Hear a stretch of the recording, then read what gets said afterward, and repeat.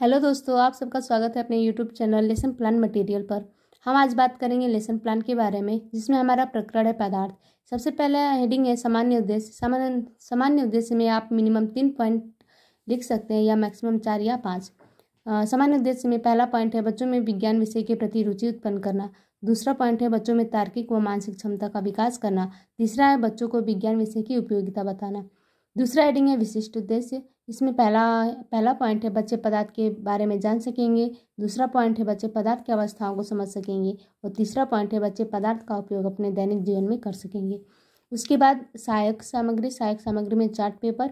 फिर पूर्व ज्ञान में छात्र वस्तुओं के बारे में सामान्य जानकारी रखते हैं। अब आता है प्रस्तावना प्रश्न में शिक्षण उद्देश्य, छात्र अध्यापिका क्रिया, छात्र क्रिया, सैंपट कार्य। शिक्षण उद्देश्य में लिखेंगे पूर्व ज्ञान को नए ज्ञान से जोड़ना। छात्र अध्यापिका कक्षा में प्रश्न पूछेंगे बच्चों से, बच्चों हम पढ़ने कहाँ जाते हैं? छात्र जवाब देंगे स्कूल। दूसरा प्रश्न है हम स्कूल क्या लेके जाते हैं? छात्र जवाब देंगे बैग। तीसरा प्रश्न है बैग में कौन कौन सी वस्तुएं होती हैं? छात्र जवाब देंगे कापी, पेन, किताब। चौथा प्रश्न है इन वस्तुओं को विज्ञान की भाषा में क्या कहेंगे? बच्चे यहाँ पे निरुत्तर हो जाएंगे और ये समस्यात्मक प्रश्न बन जाएगा। इसके बाद हमारा आता है उद्देश्य कथन। उद्देश्य कथन में हम लिखेंगे बच्चों आज हम पदार्थ के बारे में विस्तृत अध्ययन करेंगे। अब आता है प्रस्तुतिकरण हमारा फर्स्ट। इसमें आता है शिक्षण बिंदु, छात्र अध्यापिका क्रिया, छात्र क्रिया और सैंपट। पदार्थ कोई भी वस्तु जो स्थान घेरती हो, जिसे हम अपने इंद्रियों से महसूस कर सकते हैं, तो उसे पदार्थ कहते हैं। इसका एग्जाम्पल है पुस्तक, गेंद, कार, बॉल आदि सब पदार्थ हैं। पदार्थ के गुण निम्नलिखित हैं। पहला पॉइंट है पदार्थ के कण बहुत छोटे होते हैं।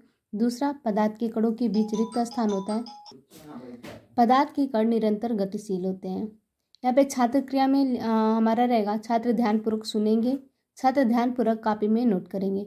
सैंपट क्रिया में पदार्थ जो स्थान घेरता है, जैसे किताब, मेज आदि, पदार्थ के गुण, इसके कण बहुत छोटे होते हैं, ये मिलकर निरंतर गतिशील होते हैं। उसके बाद आता है हमारा बोधात्मक प्रश्न। बोधात्मक प्रश्न में आप मैक्सिमम 3 प्रश्न कर सकते हैं। पहला प्रश्न, पदार्थ का उदाहरण बताइए। उसमें छात्र जवाब देंगे पुस्तक, कार, गेंद। फिर दूसरा प्रश्न है कौन स्थान घेरता है? बच्चे जवाब देंगे पदार्थ। और तीसरा प्रश्न है पदार्थ के कण कैसे होते हैं? तो छात्रों का जवाब होगा छोटे। अब आता है प्रस्तुतिकरण 2। इसमें शिक्षण बिंदु, छात्र अध्यापिका क्रिया, छात्र क्रिया और सैंपट क्रिया। सबसे पहले पदार्थ की अवस्थाएं हैं सैंपट पे लिखते हुए। पदार्थ की 3 अवस्थाएं होती हैं, ठोस, द्रव, गैस। ठोस ऐसे पदार्थ जिसका आकार और आयतन निश्चित होता है ठोस कहलाता है। ठोस में कण बहुत ही बारीकी से भरे होते हैं। ठोस के कण बहुत पास पास होते हैं। ठोस पदार्थ के कणों के बीच आकर्षण बल अधिक होता है। ठोस में कणों की अधिकता के कारण एक दूसरे से मजबूती के साथ जुड़े रहते हैं। उदाहरण सैंपट पे लिखते हुए कुर्सी, मेज, पत्थर आदि। छात्र क्रिया में भी ध्यानपूर्वक सुनेंगे, छात्र ध्यानपूर्वक कॉपी में नोट करेंगे, छात्र ध्यानपूर्वक सैंपट पे देखेंगे। बोधात्मक प्रश्न में हमारा प्रश्न तीन प्रश्न बनेगा। पहला प्रश्न पदार्थ की कितनी अवस्थाएं होती हैं? तो छात्र जवाब देंगे 3। किसी एक अवस्था का नाम बताइए। छात्र जवाब देंगे गैस। तीसरा प्रश्न है ठोस पदार्थ का उदाहरण बताइए, पत्थर, मेज आदि। अब आता है प्रस्तुतिकरण 3। इसमें शिक्षण बिंदु, छात्र अध्यापिका क्रिया, छात्र क्रिया और सैंपट क्रिया। सबसे पहले द्रव यह पदार्थ की वह अवस्था है जिसका आयतन निश्चित परंतु आकार अनिश्चित होता है। इसे पदार्थ के कणों के बीच आकर्षण बल ठोस पदार्थ की तुलना में कम होता है। इसे हम जिस आकृति में ढालना चाहें ढाल सकते हैं। सैंपट पे लिखते हुए जल, तेल, एल्कोहल आदि। हमारा दूसरा है गैस। यह पदार्थ की वह अवस्था है जिसका न तो आयतन निश्चित होता है न ही आकृति। इसके कण बहुत दूर दूर होते हैं। इन पदार्थों के कणों के बीच आकर्षण बल नगण्य होता है। छात्र क्रिया में छात्र ध्यानपूर्वक सुनेंगे, छात्र ध्यानपूर्वक सैंपट पे देखेंगे और छात्र ध्यानपूर्वक कॉपी में नोट करेंगे।